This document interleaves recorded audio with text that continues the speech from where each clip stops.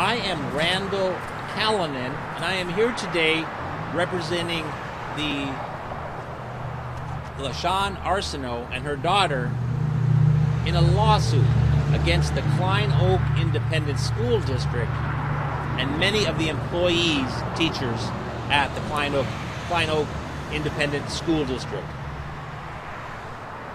This young lady has been respectfully sitting for the Pledge of Allegiance, as is her right since 1943 Supreme Court decision, since 2014. And through that, she suffered being taken out of class, which is unconstitutional, being chastised by teachers, which is unconstitutional. And so finally, in order to make the Klein ISD respect a student's right to freedom of speech, we have filed a federal lawsuit yesterday against Klein ISD and 10 separate employees of Klein ISD who apparently do not respect the law of freedom of speech. School students do not lose their freedom of speech when they walk onto a campus. This was decided in a case a long time ago. Furthermore, the number of individuals that we have violating this makes it seem that it's well known that you can harass and try to make students stand for the pledge. Now, recently, we've had several other cases pop up where this same thing is happening. I don't know if it's the political atmosphere or what it is. However, in the United States, everyone has freedom of speech. It's one of our very basic rights. How can somebody participate in the political process? How can somebody improve their government or criticize their government without the ability to speak? We have seen many challenges to people's rights to speak, and they all fail because the Constitution clearly says everyone has a right to freedom of speech. One of the things we've asked for in the lawsuit is that Klein ISD send a memo to all of their employees that students can sit for the pledge respectfully and that they not be harassed in any way, because apparently a whole bunch of the teachers and others at the school do not know this, or they are willfully ignoring it. So do you have any questions for me right now? Not for you, but if we could talk to Certainly. Yes. And can you just come up to the mics and just say and spell your first and last names for me? She will not be saying her name. Oh, you're not anonymous? Okay. Tell me why you began sitting for the pledge, when and why. I started in 2014, which is my freshman year of high school, and the first reason I sit is obviously it is my constitutional right, but I also believe that we live in a country where there isn't justice and freedom for all, and so I'm not going to stand for a pledge that says there is when there really isn't. And what was the initial reaction in 2014 when you began sitting from teachers? A lot of teachers showed opposition to it, but it was enough for me to just get through the year. But as the years began to go on through my sophomore and junior year, a lot of teachers and students and even school administrators started speaking up more, and it was really negative. So that's when I started to see a problem. What were the administrators, teachers saying to you? A lot of them were pulling me out of class. I've been written up. I've had students tell me to leave the country, call me explicit names. A few really bad incidents. What about the supervisors, the teachers, the principals? What do they say about this? I don't really think any of them support my right to sit. I've obviously met with many teachers and principals over the past 3 to 4 years to try to resolve the issues, but they're still arising and getting worse. Specific incident listed in the lawsuit where a teacher says something about you're a Nazi or communist. Can you talk about that? Yeah, he just essentially compared everyone who sits for the pledge. He first started off by saying that if you sit for the pledge, you take from this country and you're unappreciative. But then he goes on to compare people who sit for the pledge to communists. And he says that if you want to be in America, you need to assimilate to essentially our values. And that if you sit, you're not doing that. There's another incident mentioned where it sounds like the police force, at least maybe some districts, police officers got involved. Can you talk about that incident, how that made you feel? Yeah, absolutely. So I was in actually a principal's office talking about a separate incident, and she has a walkie-talkie, all principals do, and she asked for backup essentially on her walkie-talkie. And so when I walked out of her office, there were about 3 or 4 police officers and a few principals, and so they escorted me and they made comments. The principals were saying that I was acting like a criminal, and all I asked them to do is just let me grab my backpack and then wait outside so my mom could come to the school. And yeah, so they escorted me, and obviously it was really uncomfortable, and I was really scared because at first I didn't know if I was going to be arrested or not because they didn't tell me anything about what was going on, so it was all just a little weird. You said it was for a separate incident that Yes. wasn't related to this. So was it, I mean, do you mind talking about what that incident was?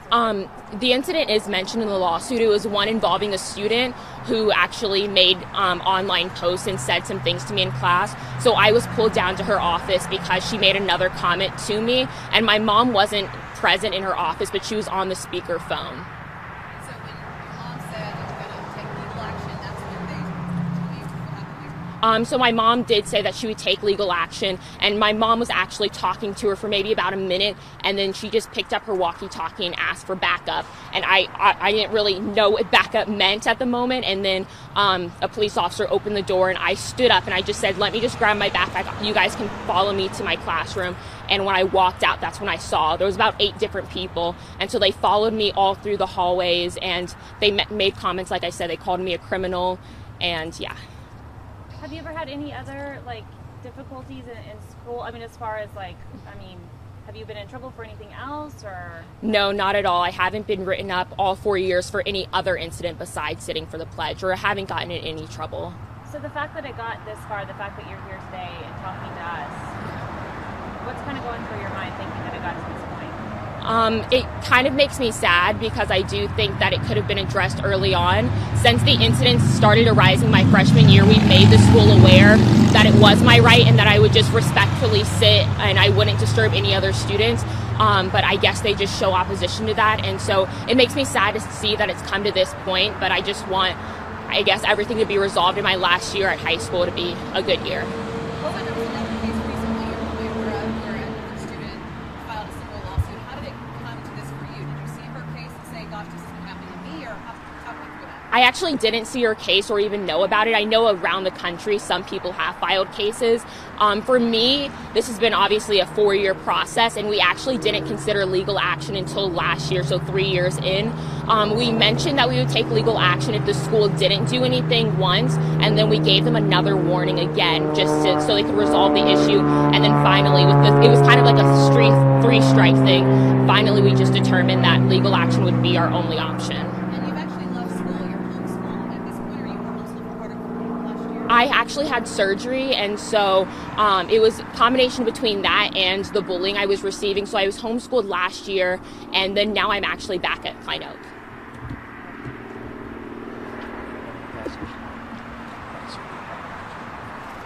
3.9. Yeah. I just want to brag on my client. She has a 3.9 grade point average and is expecting to hopefully get into Rice University. So we're talking about a very high performing student here. Not anyone who's been in trouble with the law, hangs out with ne'er-do-wells and things like that. So this is a great student we have here. Brenda, why do you think the school district is not honoring her right? And they should know that it's their right to her First Amendment. Why do you think they're refusing to honor it? I believe they're letting their employees get carried away with political leanings. In other words, they just say that, well, we're not going to let our students have their rights. It's more important to them, apparently, to allow their employees to express their political leanings and make students stand for the pledge. And one of the teachers was a journalism teacher, is that right? It was a wide variety of teachers. But I'm specifically focusing on that because you would think someone who was a journalism teacher would be aware of the First Amendment and what it means. Well, I believe that they're all aware of the First Amendment.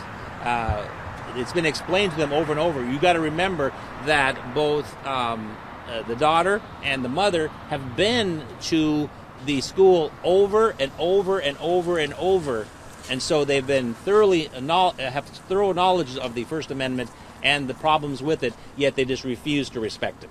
And so, Ms. Arsenault, if we can hear from Yeah. you now, if you take the Absolutely. podium. And I just want to say, we also sent a letter to the school during the summer prior to her returning to school, letting them know that she was coming back and to please address the issue during the teacher in-service during the summer to alleviate the problem this year. So she came back and it wasn't. She came back and it hasn't been. You know, everyone's entitled to their belief, but I feel like school teachers are there to teach our students. They should have a set curriculum that they're teaching and really should leave their political leanings out of the classroom. When your daughter first came to you and told you what was happening, what was sort of your immediate thought? You know, I'll be honest with you. In the beginning, I thought, you know, maybe it's not a big deal. But then as it kept going on, I realized, you know, this is something that's really impacting her, you know, personally as well as at school. And I really felt as a mom, you know, it's always my responsibility to have her back, right? And as the situation just went on, I really had days where I was incredulous, like, is this really happening? You know, why don't they just leave us alone? I've even said to them, hey, I don't want any problems. I don't want to be at the school. You guys probably don't want me here. Can we all just agree that it's her constitutional right and just leave her alone, and I'll leave you guys alone? But that has not happened. Did you discuss with your daughter her freshman year sitting on the pledge? Is that something that started in high school, or had y'all talked about it in middle school, or? We actually hadn't talked about it. It was a decision that she made on her own. She let me know about it. She told me why, and I said, hey, you know, I can understand that. You know, she felt like there wasn't liberty and justice for all. And as, you know, as a parent, I'm going to support her decision if that's how she truly feels. I mean, obviously in this country, I can see there's not liberty and justice for all. I'm still an African-American woman in this country, and I can see, you know, the news and the things that go on around me. And so it wasn't a discussion per se. It was really her decision and her choice, but a choice that I supported. Are you the only student that you've heard this happening to? Are there any others? At my school, I'm obviously not the only one who does sit for the pledge. I do know of other students that sit, and I know that they face similar backlash. I don't think, though, that they face backlash big enough for any of them to take action, if that makes sense. They kind of just say, hey, this is the grounds of me sitting, and they just kind of leave it alone. But for me, it's happened for the past 4 years, so that's kind of why I wanted to address the situation. So any idea why? Maybe is it because it has been 4 years for you, or why do you think for you it was different? Maybe it was a little more. I think maybe part of it has been 4 years, but I also think that the backlash that I faced coming from students I see because we're all still kind of maturing and adulting, but I think that when it comes from principals and teachers, adults themselves, it does make it a little more harsh, if that makes sense. So I think that for me, I definitely wanted to address it more. So the backlash, you get it more from the administrator, teachers, or students? In my experience, I have gotten more from administrators and teachers, a few times with students, and that obviously is hurt, but mainly from adults. So do you think the other students that are experiencing backlash for electing not to stand, it is from peers mostly? Do you get that impression, or is it hard to say? Or? I don't really talk to a lot of them about it, but I imagine it's kind of like my situation, maybe more from peers, but sometimes from teachers as well. So you've been I think it's just kind of a mix. I don't have a lot of kids who sit in my class in particular. I just kind of hear about students sitting around the school from other students. So you've been bullied more like for teachers more other than students then? Yes, more by teachers, yeah. Okay, I believe that will conclude our... What do you want to get out of this? What do you hope happens?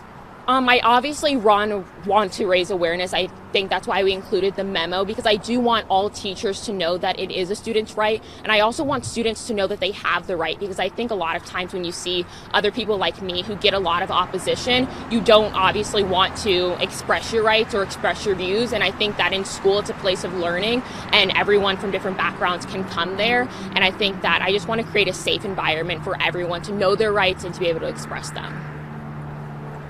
Thank you very much. Thank you for all coming out. Appreciate it.